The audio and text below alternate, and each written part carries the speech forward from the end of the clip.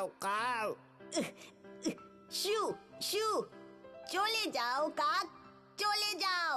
Cow cow. উড়ে চলে যাও কাক, আমি তোমাকে পছন্দ করি না।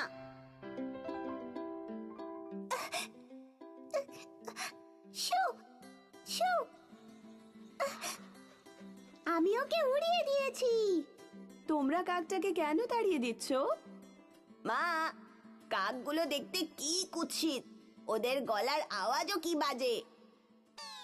কিন্তু তুমি খুব নির্দয়ভাবে কথা বলছো কিন্তু নীল। তুমি কখনো তাকে কেমন দেখতে সেটা নিয়ে বাজে কথা বলতে পারো না। কিন্তু এটা তো সত্যি মা। না, সেটা নয়। কাক খুব মার্জিত প্রাণী। আমরা যদি কাছ থেকে দেখি তাহলে দেখতে পাবো যে ওদের যে ডানা আছে আর ঠোঁট আছে ওটা খুবই উজ্জ্বল। ওদের চোখ দুটোও দেখতে খুবই সুন্দর। মা, আমি কালকে রাস্তায় দেখলাম কিছু কাক আবর্জনা খাচ্ছিল, কত নোংরা ছিল। কিন্তু বাচ্চারা, কাক এমনই হয় কিন্তু।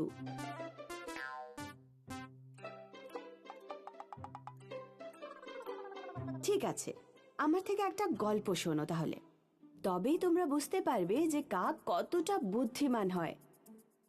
জল চাই, জল চাই, আমি চাই জল। ও খুব ভালো, ওখানে কিছুটা জল রয়েছে, সেটা আমি এখনই চাইছি। অবশেষে আমি কিছুটা জল খেতে পারবো।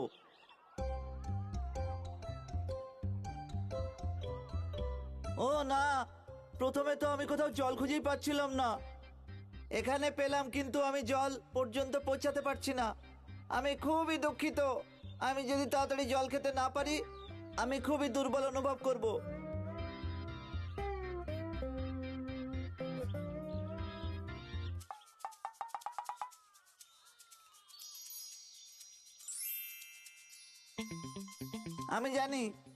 আমি জানি কি করতে হবে।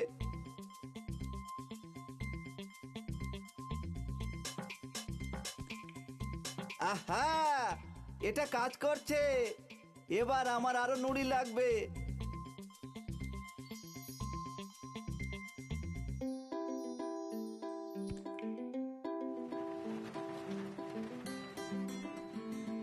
উঠছে, জল উঠছে, জল উঠছে।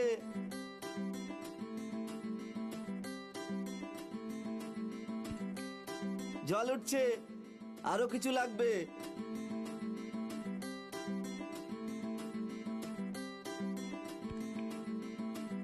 অবশেষে হয়েছে। এবার দেখতে হবে আমি জল পর্যন্ত পৌঁছাতে পারবো কিনা। আমি খুব খুশি, সঠিক সময় একদম সঠিক বুদ্ধি মাথায় এসেছে। তো এইভাবেই বুদ্ধিমান কাক জল খেয়েছিল আর নিজের প্রাণ বাঁচিয়েছিল। কি মজাদার গল্প মা, আমি জানতাম না যে কাক এত বুদ্ধিমান হয়। ওরা বুদ্ধিমান, এখানে অন্য কিছুও শেখার আছে। যখন কোনো বিপদ আসবে তখন তোমাদের মাথা ঠান্ডা করে চিন্তা করতে হবে, সমাধান নিজেই তোমাদের সামনে চলে আসবে। মা, তাড়াতাড়ি এক টুকরো পাউরুটি দাও আমায়। Cow cow. এই নাও, ধরো।